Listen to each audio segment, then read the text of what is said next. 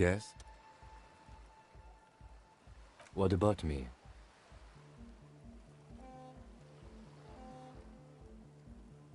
No.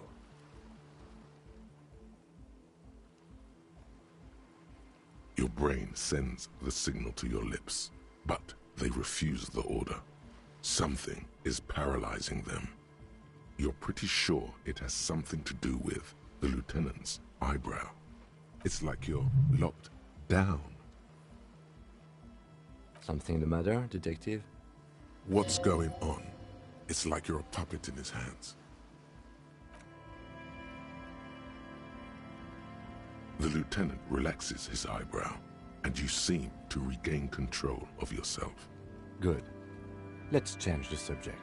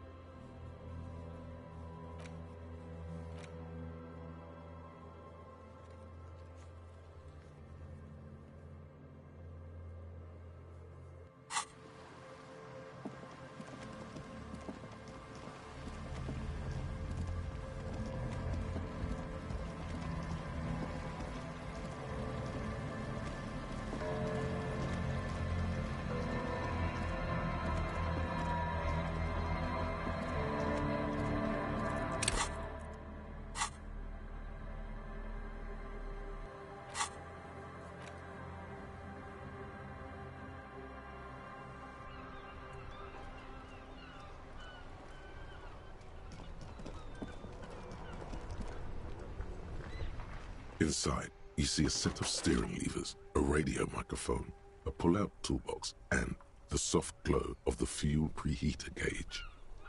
This is Precinct 57. How may I assist you? One moment. Can you please describe the body? Age, sex, cause of death? We suspect he might have been inebriated when he fell.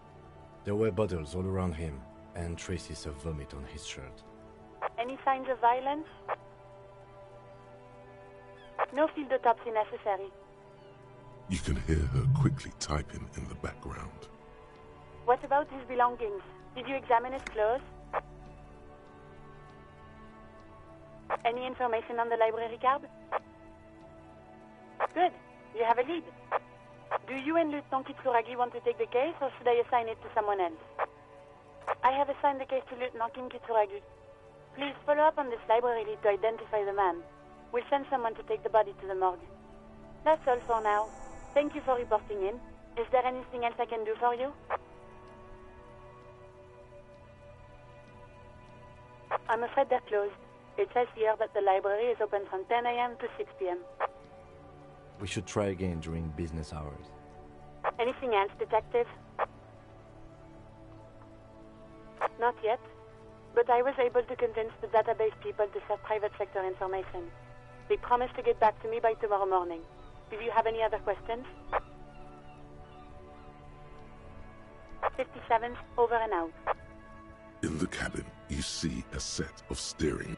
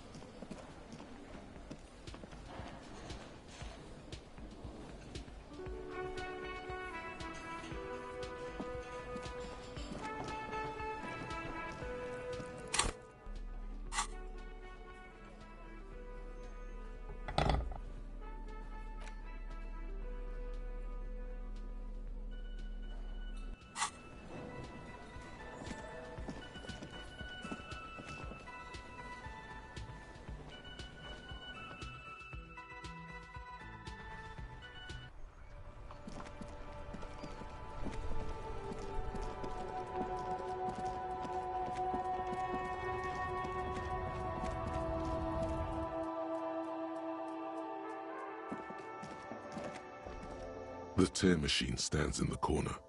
A sign says, 1 bottle equals 10 cents. Your bottles clunk into the machine, and the money appears with a satisfying jingle. You're a richer man now.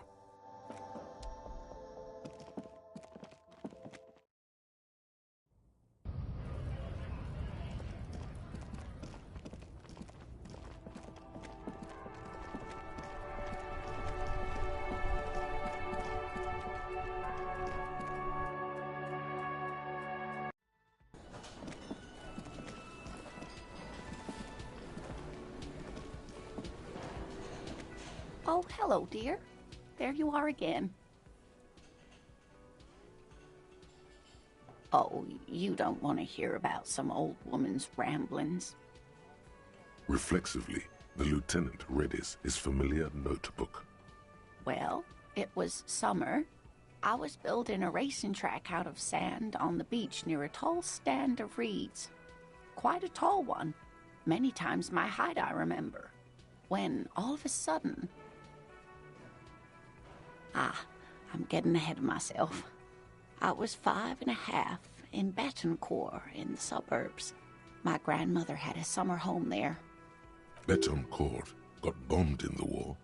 It used to be quite near, circa 20 kilometers from here. The strangest moment of my life. I looked up and one of the reeds moved. Not like a plant, but like a living thing.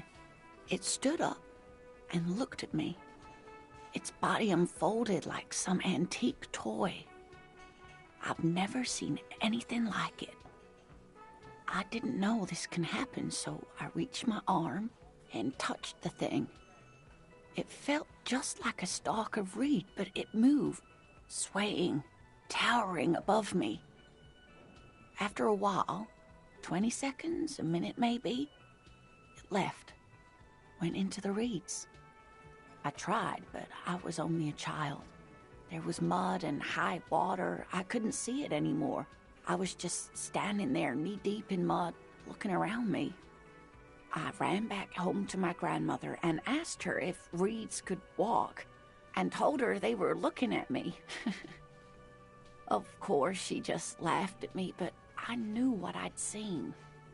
For years, it was a story I told at parties when I wanted to impress boys, that sort of thing. Of course, most people just took it as a strange, amusing anecdote. So did I, honestly. But then I met Morel. We were on our first date when I told him my story. You should have seen his face. He said my descriptions matched the phasmid down to a T. Its white marble limbs, the way it moved. It's hard to say how big things are when you're quite small yourself. To me, it seemed to be taller than I was then, but that's probably not the case. What if it is the case?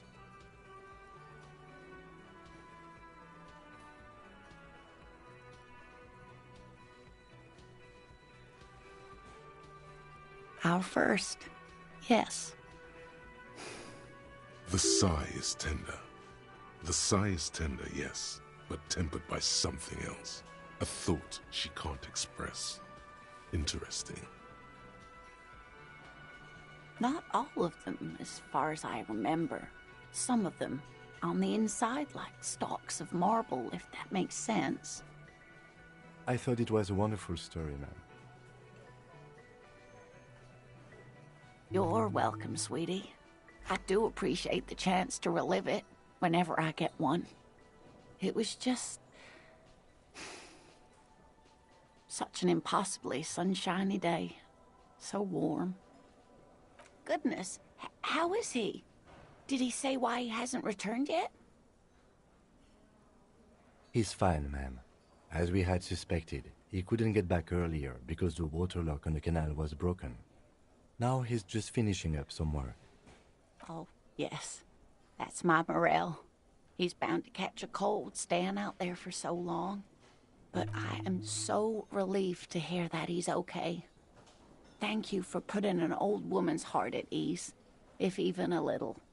You haven't, however. There are dangers out there. Our aging body's foul. Her heart won't rest until Morel is safely back with her.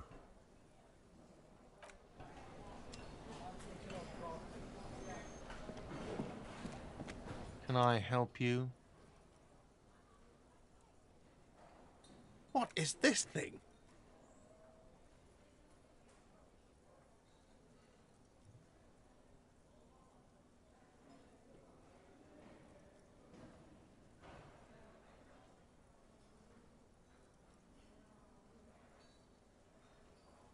Cool. Okay. I was really hoping not to think about the cock carousel any longer because it made me feel like shit. But this is a competent piece of taxidermy. I can fix it to the plaque and have a new bird in the establishment, I guess. So, I don't know. Thank you. I'm gonna go with thank you. I feel good about our work here today. It's all about the little things, like bringing people random stuffed animals. It's not actually about that, but he liked it. Got the 20 real? Good. You got the room for the night, but remember, you'll need another 20 real tomorrow.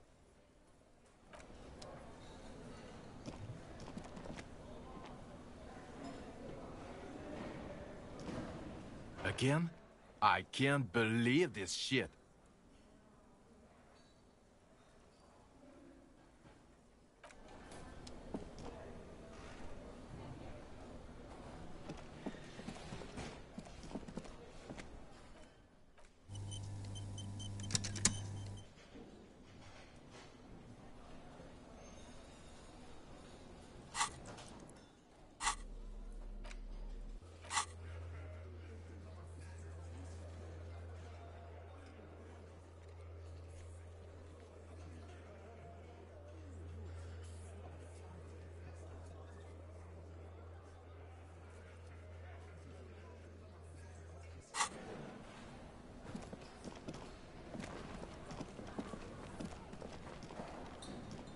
The man ponders his cooking utensils and gives you a little nod, acknowledging your presence.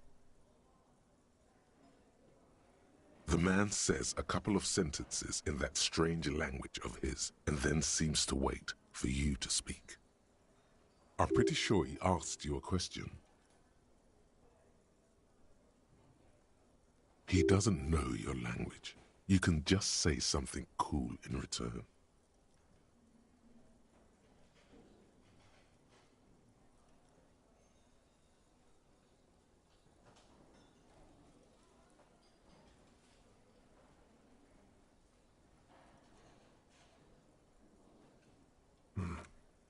Borscht need more vodka? Okay, so it's vodka that keeps the men happy and in good spirits. Clever move by the Union. Of course, vodka. Now that makes a very, very special borscht indeed. Turn it up and then ask for some yourself. Turning it up seems like a dangerous idea, honestly. The place is a powder keg.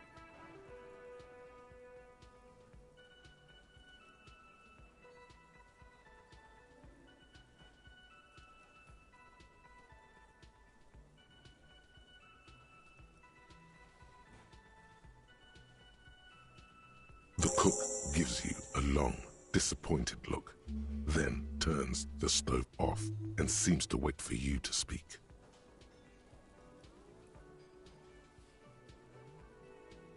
The mention of mañana gets his attention. He smiles and delivers a whole slew of unfamiliar words and lively gestures.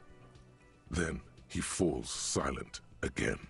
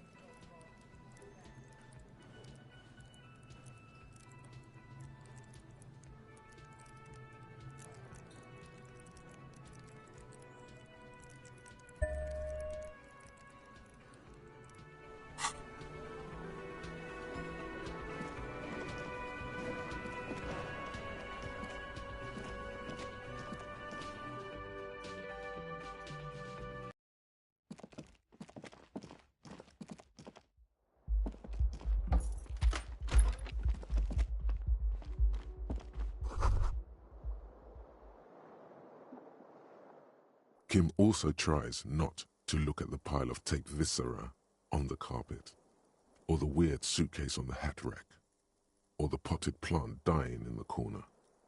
But it's all just too morbid to ignore.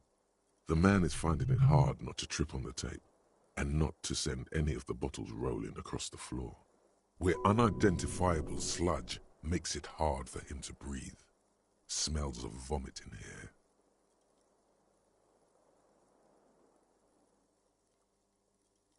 And by that you mean crimes against humanity?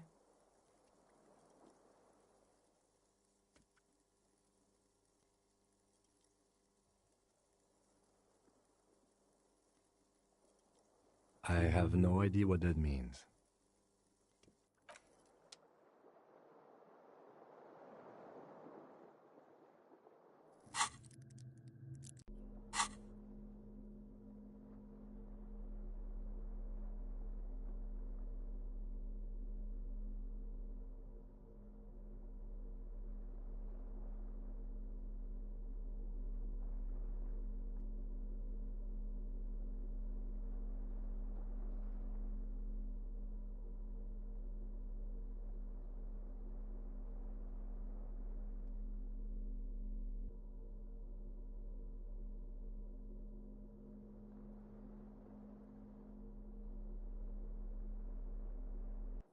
hands you hold 16 Days of Coldest April by Yekaterina Dahl.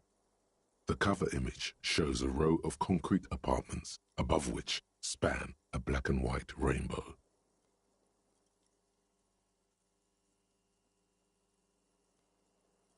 Indeed, the book is unusually heavy in your hands, as though the cover were lined with lead. You flip through the book. The pages are thinner than you realized, and the type quite small and tightly set. It's nearly 600 pages long. Real art is dense and difficult. If it didn't feel like you had to wrestle a suicidal bear to get through it, you weren't really reading. The back cover is dominated by a black and white photograph of the author. She can't be much older than her mid-30s in this photograph, and yet, from this cover, the eyes of a sad old woman stare back at you. In cold, detached prose, the author describes a scene from one of the Yugoslavia riots in the 20s.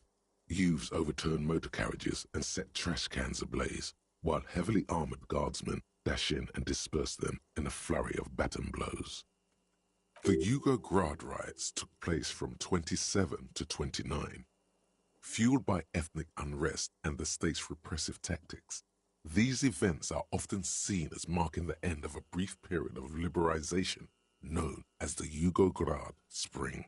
Like all such periods, it is as ethnic tensions run wild. A pair of young lovers meet each other on the street. Somehow, in the middle of all the chaos, they manage to lock arms and look into each other's eyes. It would physically hurt you to keep reading. Are you sure?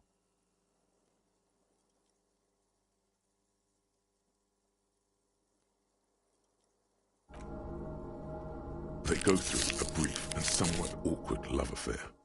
And in the end, they betray each other and succumb to the absurdity of Gradian life.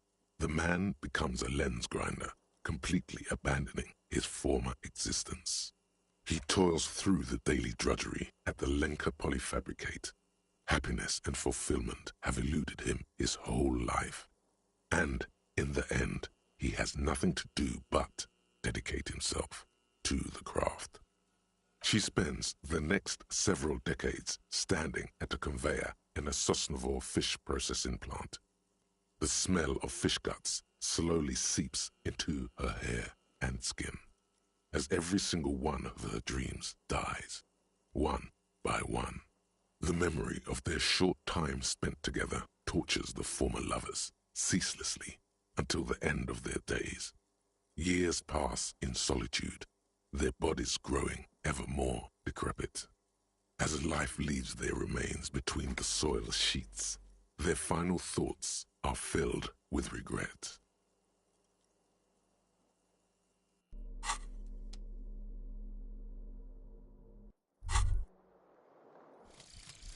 Bringing of the law jaw.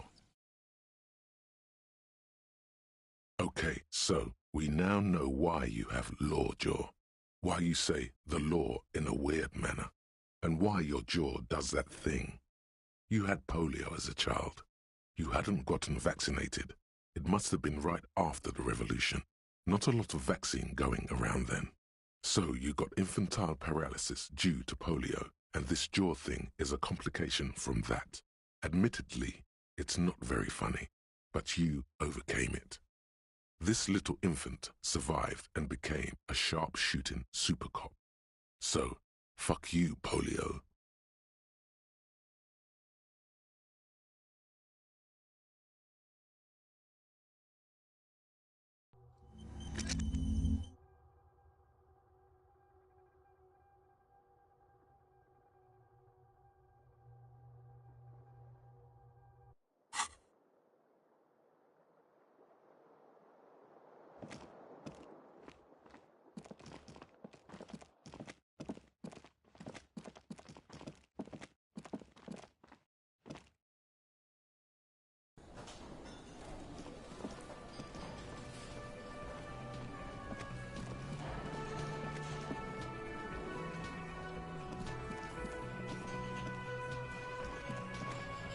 Looks like the circus left town. but the clowns are still here.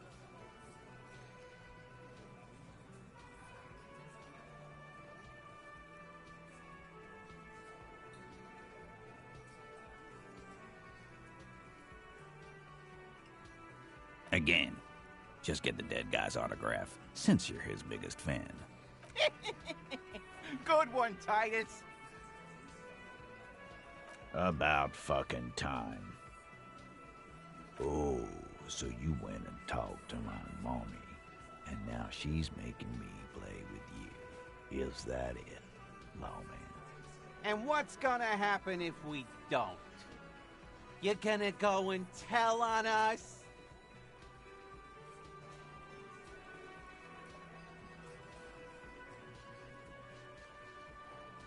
I would, though. Typical Bino Claude. Always a tattletale. Everard sent word you two would be around again. That's the only reason I'm being so forthcoming with you. Don't wear it out. But having Everard back you up like that did seem to have some effect.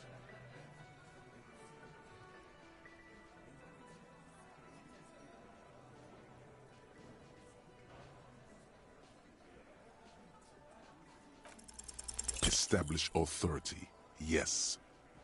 Authority. Feverish thoughts race through your mind.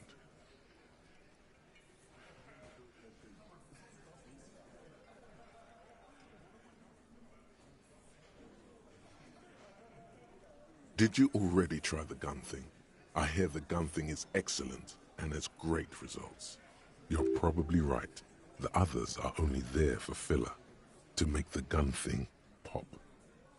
Why? This is not what he thinks it is. This is a great idea. What in the name of fuck are you doing? But I don't want to give you my gun. The fuck is happening, Titus? What are they whispering about? Easy, Shanks. I want to see where this is going.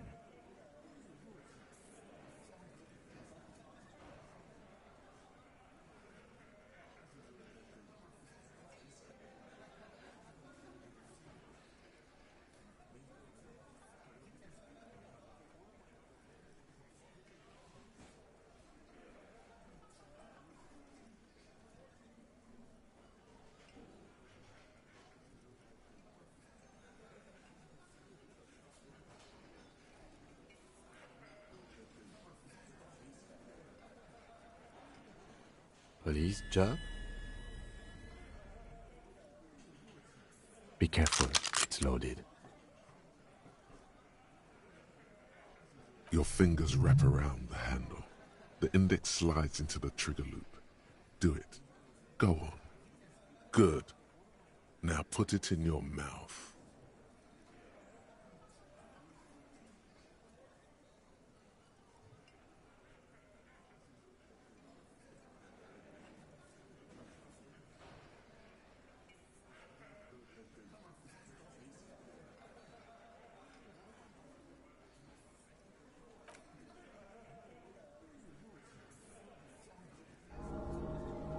What are you doing? Genuine panic flies across the lieutenant's face. Fellas, you getting any of this?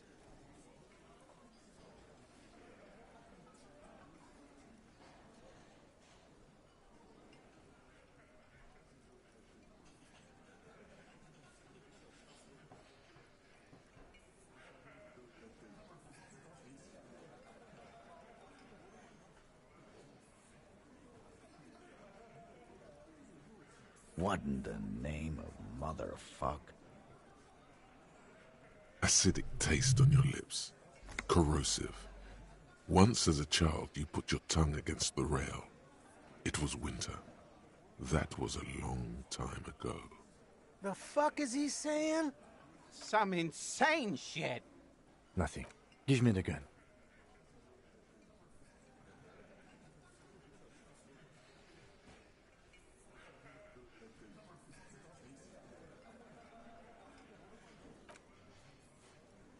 Thank you.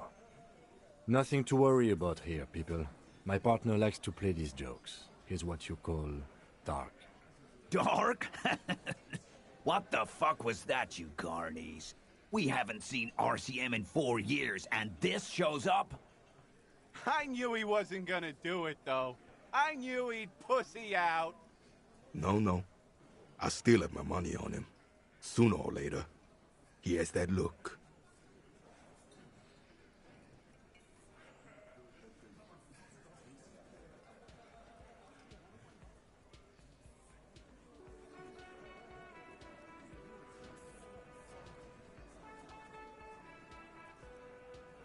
Do not think your failed suicide attempt will win you any pity from these men. Do not expect them to forget it soon either. Again, it was a dark joke. Maybe we should go for a little walk, Joker, before we continue. Jogging around seems to have a positive effect on you.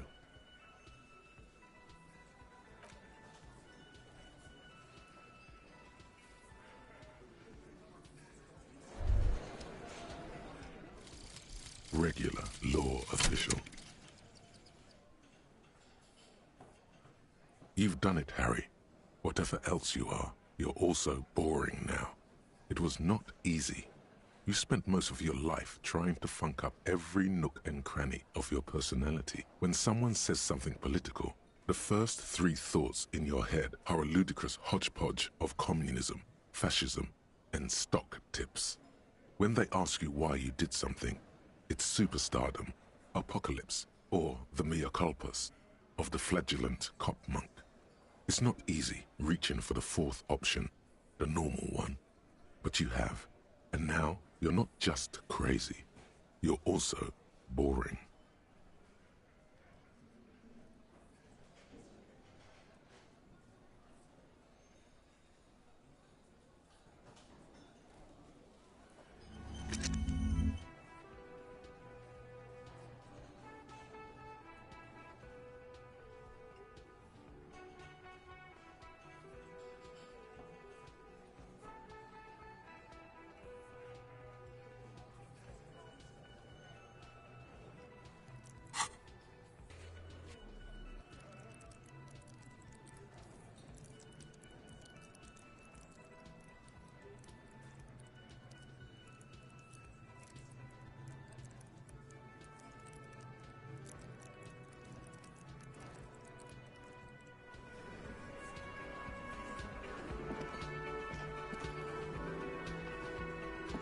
What in the name of hell was that supposed to be?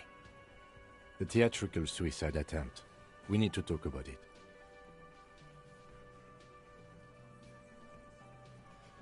Yes, well, I was able to recontextualize it as a dark joke. I will not be able to recontextualize it the next time. I understand you sometimes employ extreme interrogation tactics, but I want you to understand that was too extreme. We can't have RCM officers going around putting guns in their mouths. We can't afford to have that image. Few institutions can.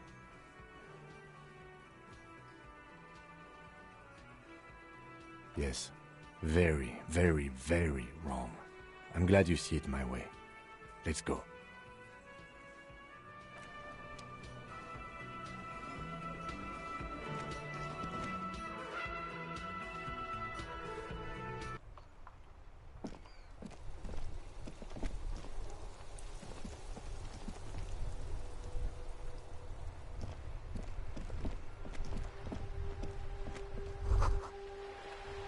All around you, rain falls on the great city of Revachol. Winter's grip on the city is loosening. The spring thaw is here. Your shirt sticks to your chest. The shoulders of your jacket grow heavy. The cold finds its way under your skin. You shiver, and the city shivers with you. You're not dressed for this weather. You should get an overcoat or a patrol cloak. Sheets of rain over the water, a flight of stairs leading into the ocean. Wave after wave, the ruins of a half-sunken sea fort crumble on an inlet. Beyond the Bay of Revachol, ghosts rise into the sky. Your hair is an oily mess flecked with ash from neighboring coal plants. Smokestacks rise somewhere in the distance. This rain will not let up anytime soon. I'd recommend you put on your coat.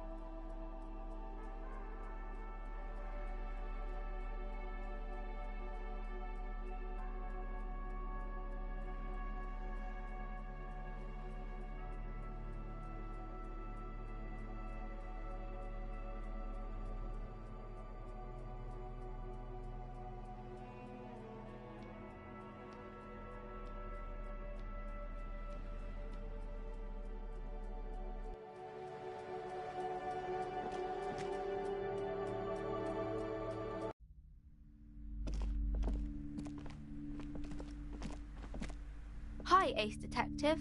Are you here for more books?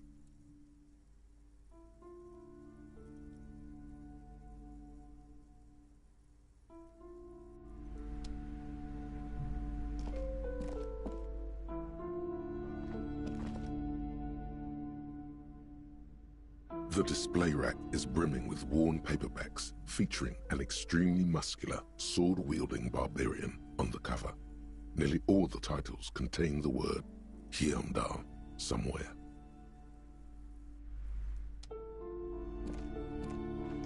A small mountain of colorful board game boxes.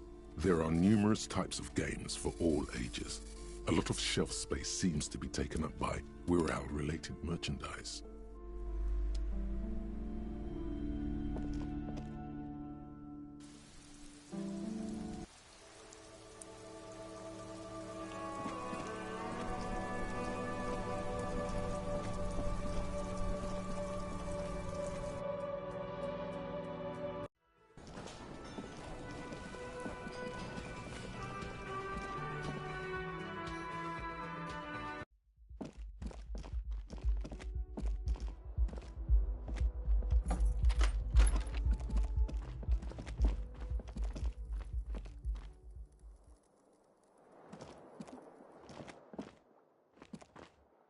The fan stands still. The lights are on.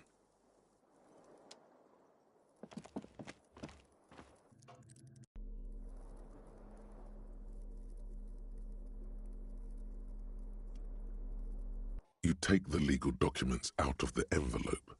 A 12 to 40-month construction period and the zoning plan in the addendum.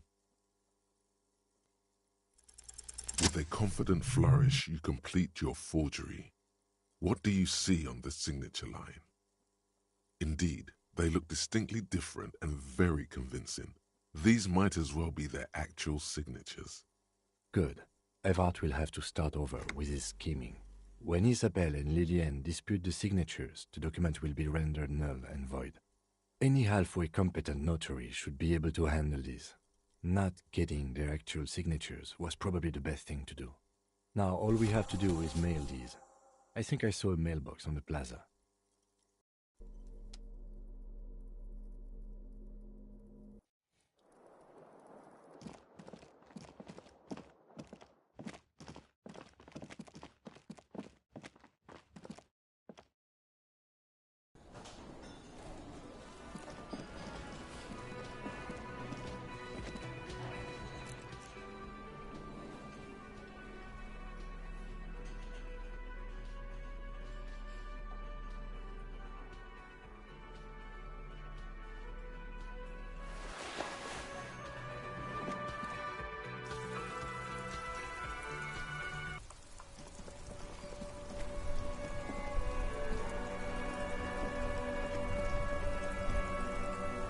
The dented yellow mailbox greets you with its graffito, bullet holes, and an RCM sticker.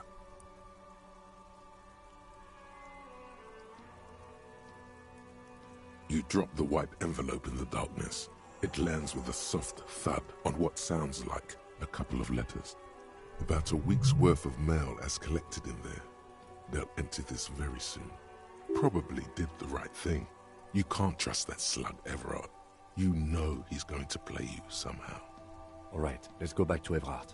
If we don't mention anything to him, he won't know before it's too late. Yes, for sending mail.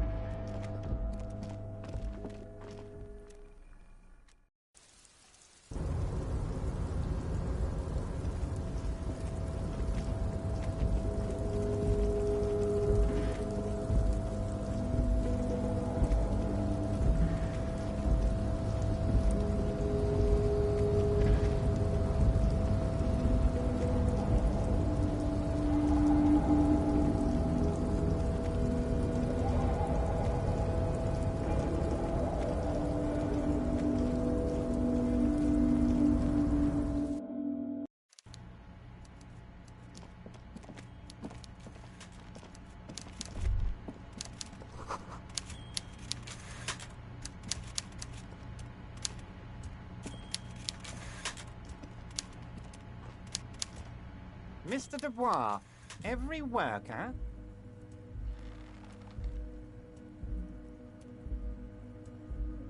That's right, Mr. Dubois. I see the socialist democratic fervor now burns in your heart, too. How can I help you today?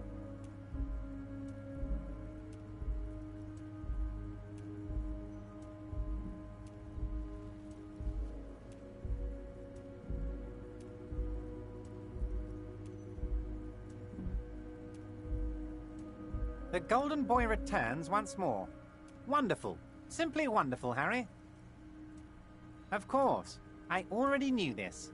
My friend, the mailman, confirms the letter is on its way. You've done a great thing today.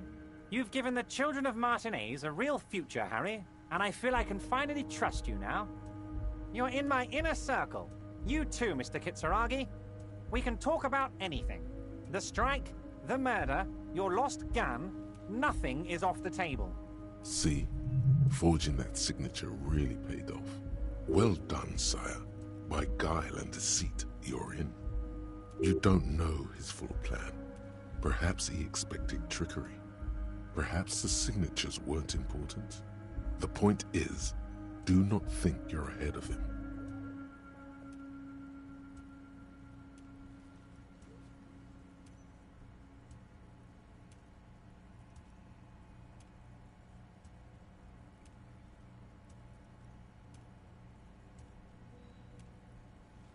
I did not, Harry.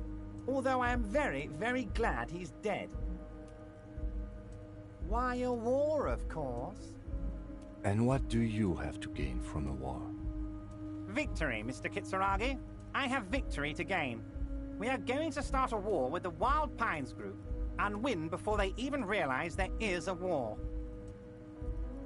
Harry, we outnumber them 1,500 to 1, and that's just Martinez.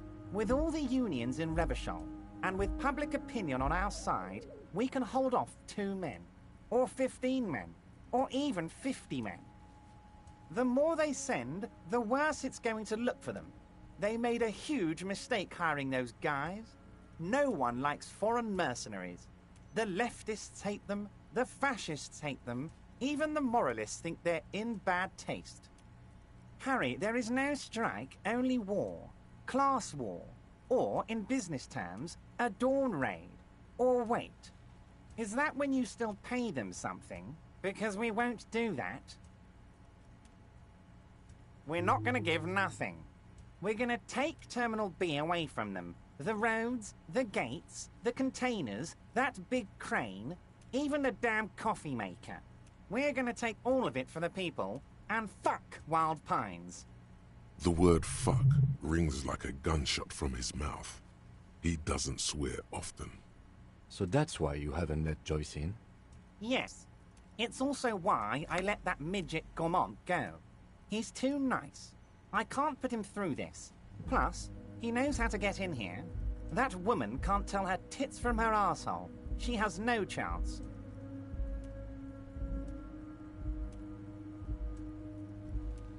Tits from her arsehole. It's a local saying. Actually, no, it's not. Because we're friends, Harry. Besides, it doesn't matter now. You can go tell her if you want. It won't change the course of events. We have a significant head start. It's already happening.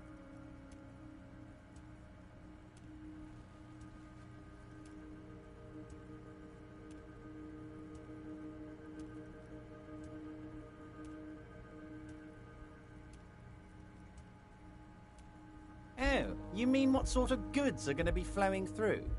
How am I going to replace all the contacts we'll lose once the poo-poo hits the fan? The clients will ditch us. Harry, we've thought of everything. Clients would take a well-known multinational conglomerate over a local mobster any day.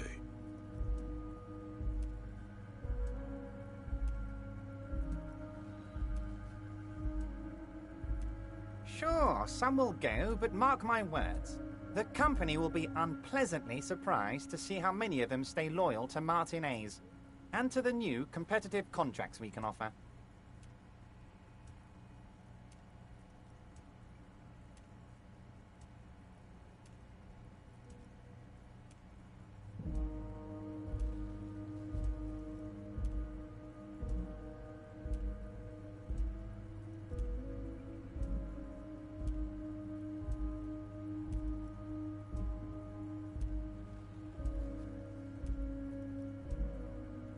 With renewed zeal sparked by communal ownership, the men will be shipping those containers double time. You'll be surprised to see how fast things go without parasites latching on. We'll have our hands free to pursue bold, exotic new revenue streams. That's drugs. Drug trafficking. Drug trafficking? Don't be stupid, Mr. Kitsuragi. There are perfectly legal, 100% ethical chemical factories on the Samaran Isola. You don't need to be colonialist about it. All they do is produce components to keep the pharmaceutical industry running. That's people's health we're talking about. Old grannies, little babes, people with disabilities.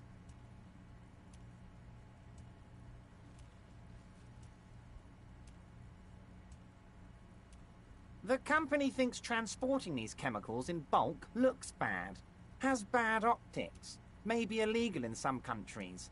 The Debarders Union, however, we're all about the large volume column.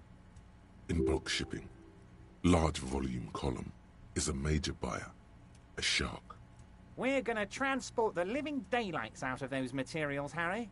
So your sick kid can get his Benefed, and your wacky uncle doesn't have to come off risperidone. Benefed is a children's cold medicine, usually apricot flavored. And risperidone is used to treat severe psychosis. And the kids on the street can get speed and pyrrolidone. I'm an old-fashioned guy, Mr. Kitsuragi. I sometimes grab a beer with the boys, but I have no idea about the things you just mentioned. But if I were to supply ingredients for some sort of rainbow party, I would make sure the Union took a fantastic share. And I'd keep that stuff far away from Martinez. He's basically admitting to it.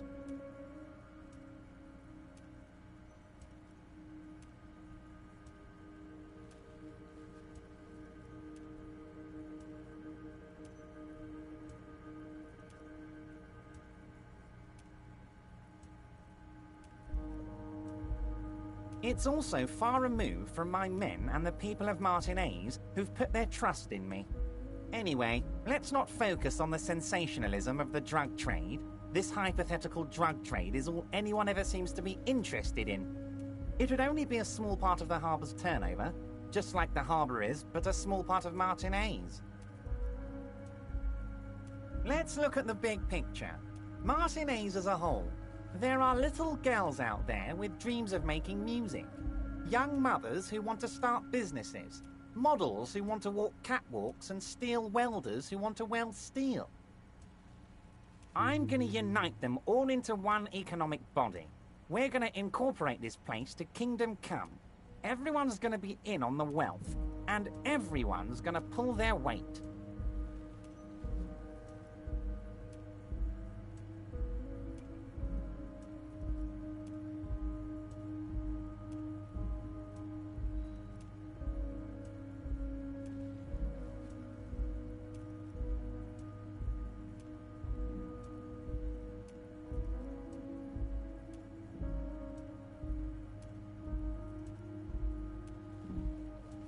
Thank you, Harry, thank you.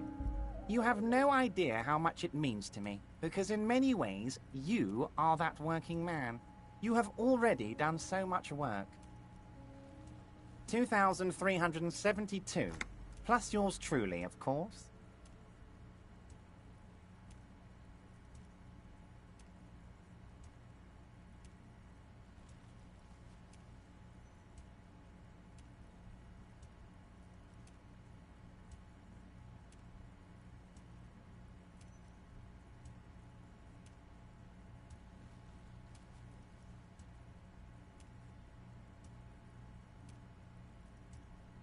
$2,373 is a sizable contingent for a labor organization in Revachol. We're way past specific union members now. This is the big time. We're talking about the future of Revachol here, Harry. You can bother Leonard with that. He loves to run his mouth on such matters. But I'm in big-time mode, Harry. There's something different about him now. He's more vibrant, more alive in his big-time mode. Harry, I've got to be honest with you. Your gun was found 2 days ago. Withholding this information weighed heavily on me, but it had to be done. Your gun is with an old woman. I hear she's a character, so watch out.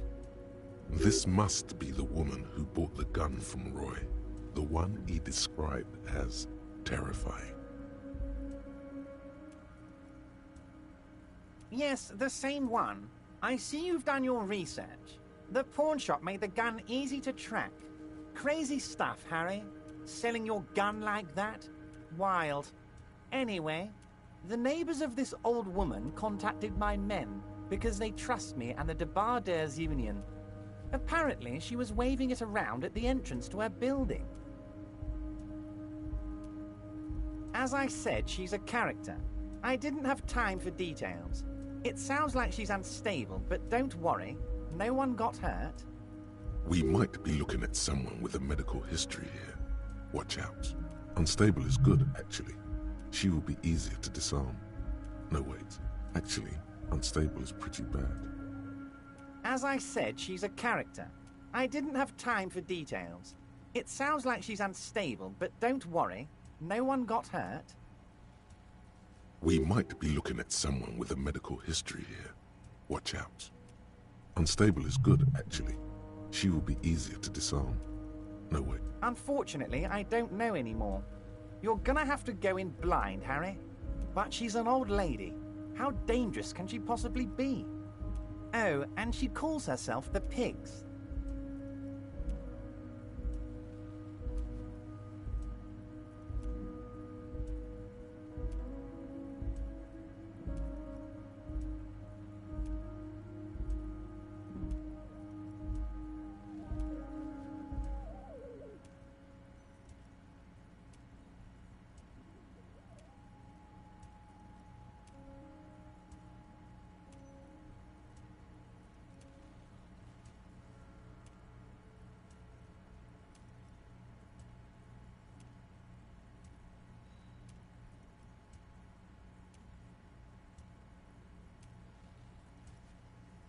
I, for one, find it refreshing. Finally, someone calls themselves a pig. I already have. Tonight, starting 10 o'clock, near the old fish market on the coast. The one on the boardwalk, a little past the fishing village. Be careful, Harry. I would never set you up for anything dangerous, but you did ask for this. Now, back to the fun stuff. She will be there from 2200 hours till 0200 hours. More fun stuff. Seems like we already have fun stuff to do. Great, Harry, great. I think we have truly built a bridge between Martinez and Jamrock today. We have united the RCM and the Debarders Union. This has been so great. I'm sorry we don't have more fun things to do together, but if you ever feel like bouncing something off me, my door is always open.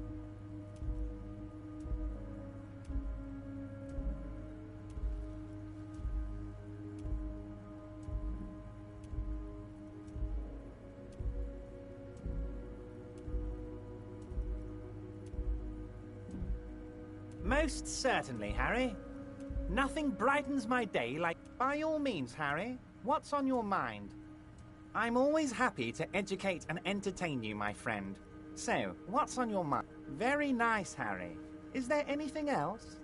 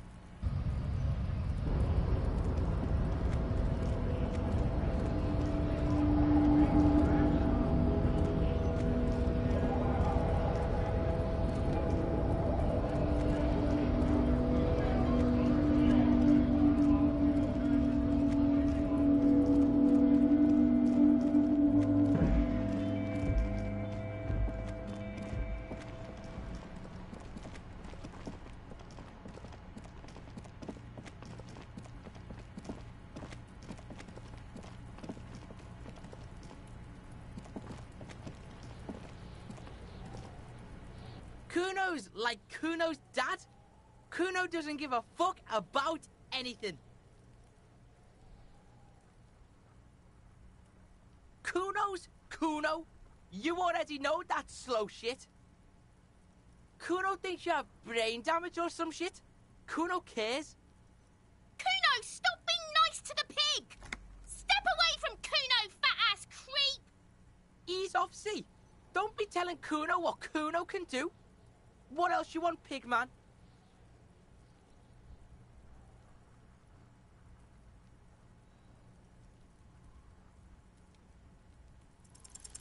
He's on your crime scene, bossing you around. And he's been here for some time too. This is where he hangs out. You have to get more out of him. He could be useful.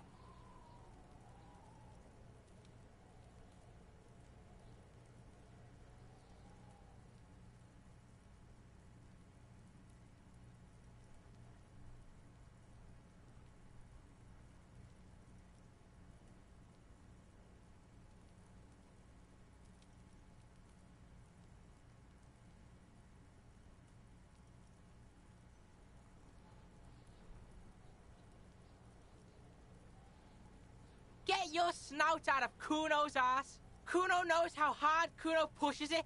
Kuno pushes it hard level. You should give up, Popo, or the Kun will keep fucking it out of you. You okay, Kuno? That went wrong. He took it as a compliment. Then he had a minor seizure. Kuno doesn't fucking care.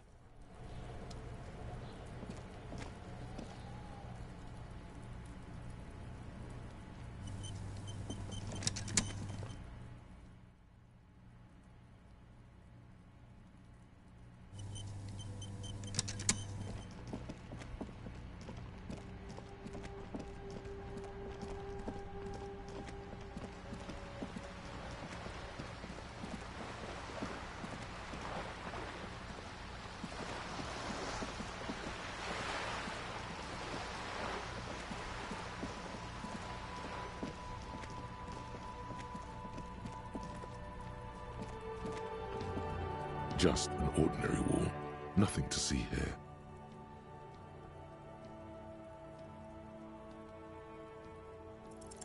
Yeah. Why? It's a wall. An ordinary wall. Why must we stop to look at this wall every time we pass by? We have business to attend to.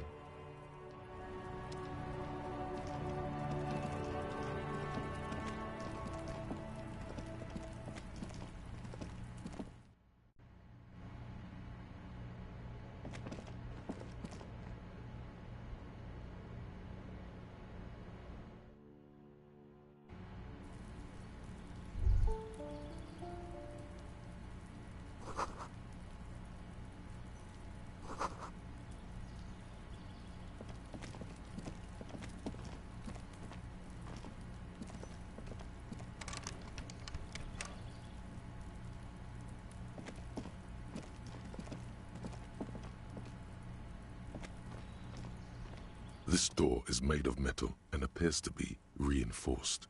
Someone here really values their security. No one answers. We should return tomorrow. Tomorrow at 9 p.m.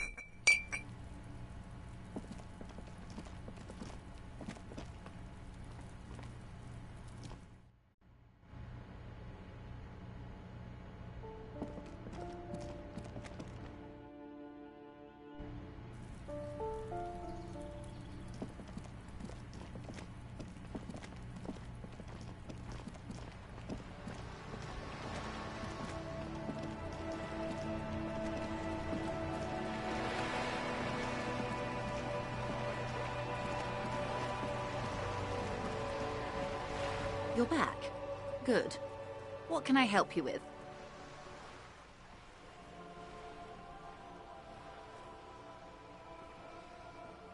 Oh?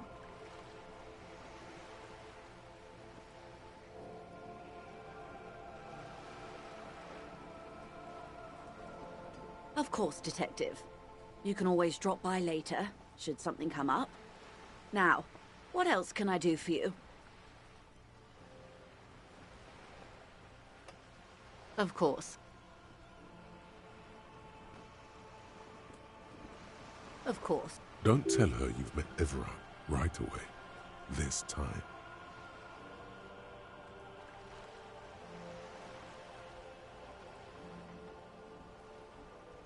That's the man who was killed.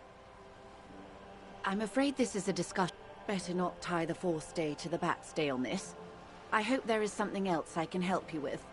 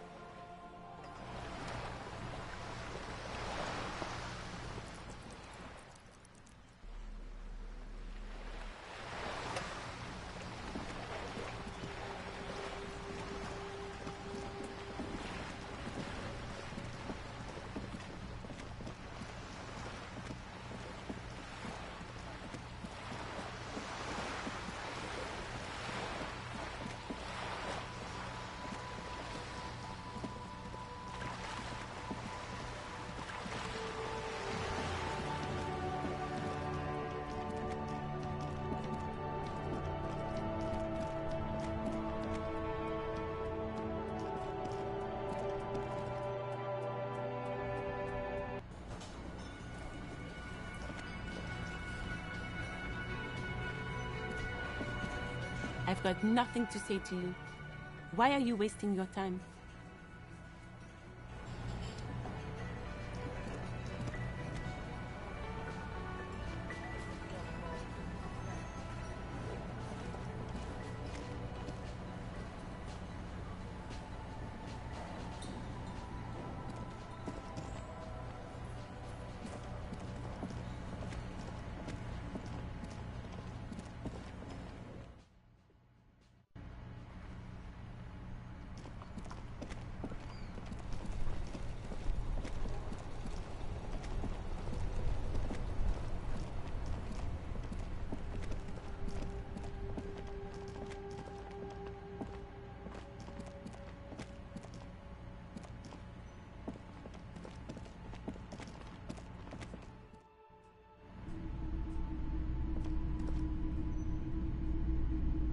The boomboxes on the shelf look well-loved and well-traveled.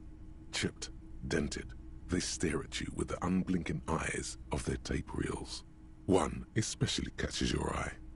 Deep gold and amber plastic with a big old handle on top. A classic boombox that says, Stereo 8 approved. Just make sure it works before you buy it. Is the Harman Welsh W2. Made in Vespa, designed in Seoul, plays all reel-to-reel formats, 2mm, 8mm, 12mm. It's even got a little radio in there. It'll set you back 12 real. Absolutely.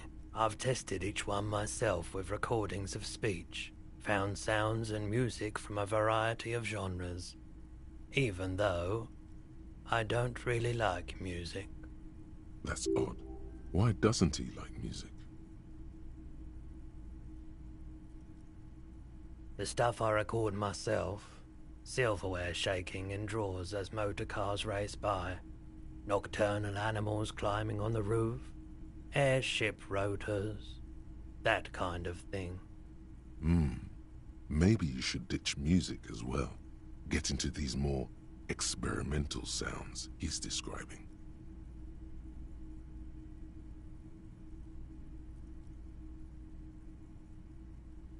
If police work means playing tapes, sure, you can use it for that.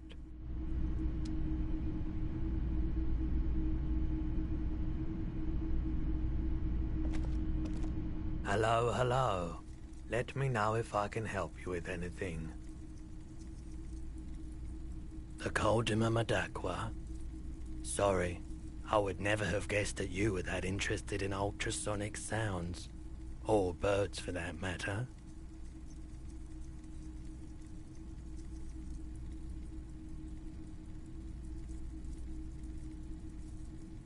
How interesting. Well, it's been a long while since I've gone hunting for the Coldima Madaqua. Once knew a group of young musicians who decided they didn't want to play music anymore and started looking for all kinds of interesting sounds instead. This was before, you know, lost touch with them after all of that.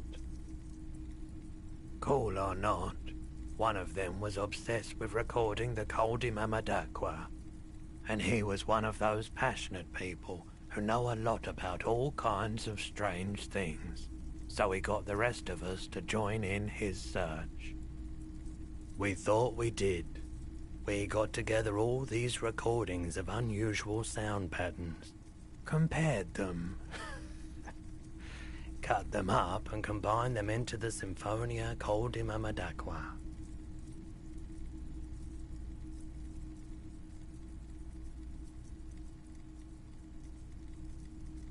Unfortunately, I don't have any recordings from my old life. None at all. But I do have a tape with some ultrasonic sounds that might be what you're looking for. Do we really have time for this?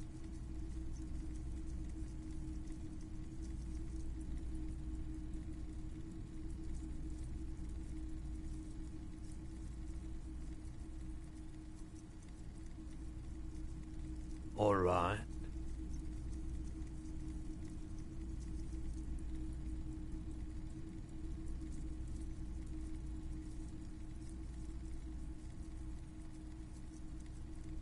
Sure, let me have a look. All right, let's see it.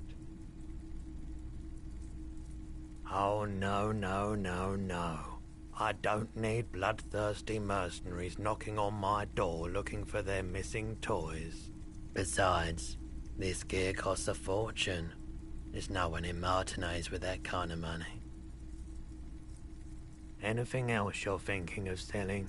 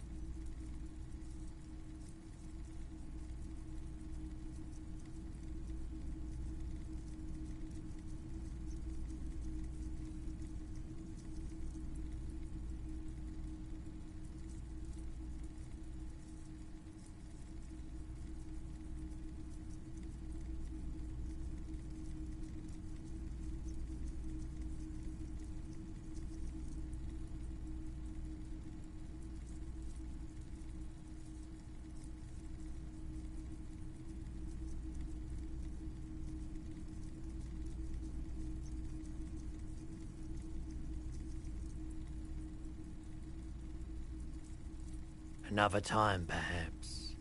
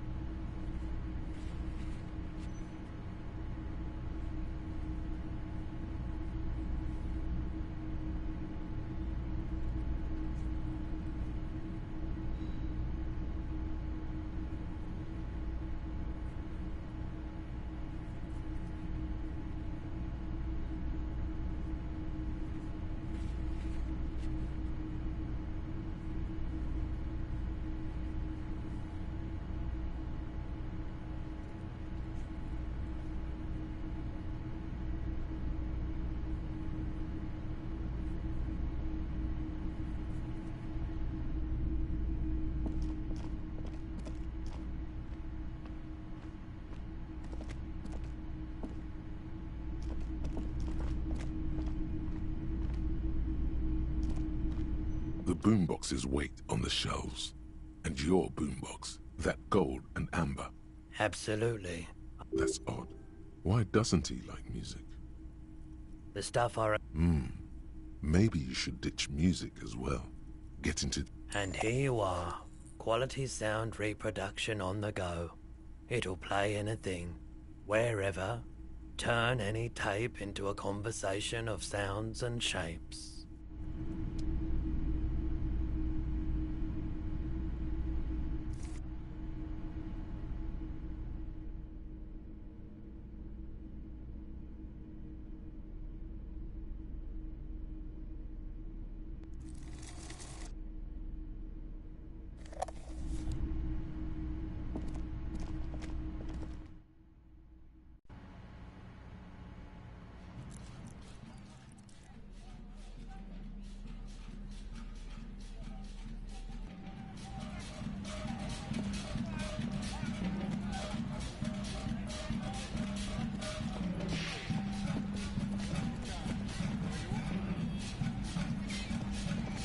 Yes?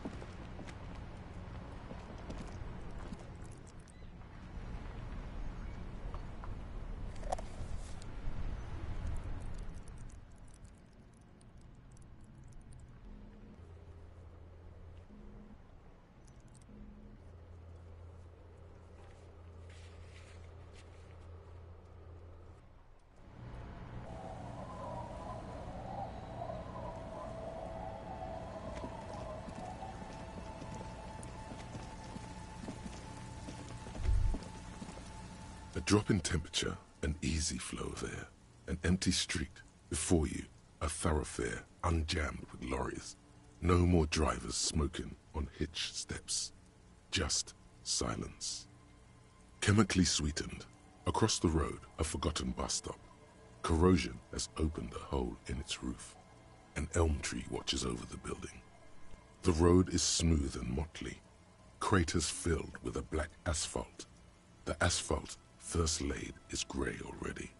A row of tenements are under construction in the distance. A tub warm with water, white with soap. A man bathes while radio waves transmit the lottery numbers. 4, 8, number 312D. Young girls used to come here, huddled up, hoping for more warmth than their thin coats give them. The bus took them to school. It has not run for 8 years. There were not enough girls to sustain its cost. Craters pocked the surface. Children played in them until heavy trucks full of black pitch rolled in. The landowners have filled the craters with money. It is a vital artery of the flow of trade.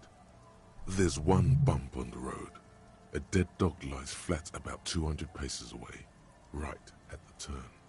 Tragedy comes from the wheels of a fast RCM vehicle, hurrying to work. The cold washes over you. The sound of the sea has grown distant. The wind moves the aerosol. A detective stands behind the boom barrier. A breeze moves a curl of his hair.